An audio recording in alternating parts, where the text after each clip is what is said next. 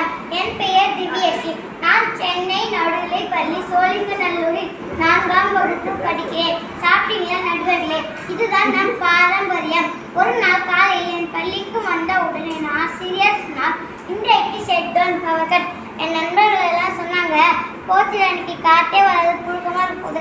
ஆனால் எங்கள் ஆசிரியர் நான் வெளியில் வகுப்பெடுத்தார். சுவாசத்திற்கு நல்ல காற்றையும் மூளைக்கு நல்ல சிந்தனைகளையும் பெற செய்தார். இதுதான் பசுமை. ஆம், நான் என்று பேச எடுத்துக்கொண்ட தலைப்பு பசுமையும் பாரம்பரியமும்.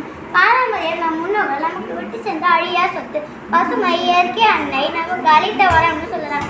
ஆனால் இதை இரண்டையுமே நம் சரியான பாதையில் கொண்டு செல்கிறோமா என்றால் இல்லை. காட்டை எடுத்து வீட்டை கட்டினார்கள். இன்று இயற்கையை தேடி ஏற்காட்டிற்கு மூடிவிட்டு ஓடுகிறார்கள். தொலைந்தது நம் இயற்கை அல்ல, நம் இன்பமான வாழ்க்கை. நெகிழை புதைத்து மண்ணின் வளத்தை குறைத்தோம். காட்டை அழித்து பூமியை வெப்பமாக்கினோம். மரத்தை வெட்டி மழையை தடுத்தோம். ஓசோன் நீர் ஓட்டையிட்டு ஓயவில்லை. மண்ணின் நமது மாசோட்டம். பசுமையை பாதுகாக்க வேண்டும் என மரம் வளர்ப்போம், நெகியை தவிர்ப்போம், நீர் ஆதாரங்களை பாதுகாப்போம். இதுவே பசுமை நோக்கிய பயணத்தின் முதல் படி ஆகும். நம் முன்னோர்கள் ஆரோக்கியமாக வாழ காரணம் அவர்கள் பயன்படுத்திய பாரம்பரிய பசுமை உணவு முறைகளையே.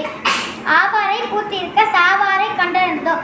தேனும் தினமும் தேவருக்கு அமிர்தம். இளைத்தவனுக்கு எல்லை கொடு, கொளுத்தவனுக்கு கொள்ளை கொடு. 10 மிளகு இருந்தால் பகைவன் வீட்டிலும் உண்ணலாம் என்பது பழமொழி.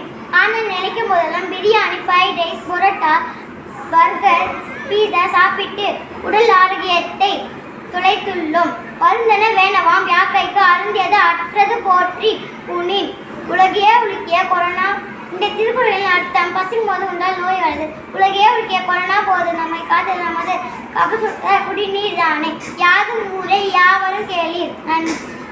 வருங்கால சந்ததிக்கு நாம் விட்டு செல்ல வேண்டியது பசுமையான வளமான பாரம்பரியங்களையே. நன்றி.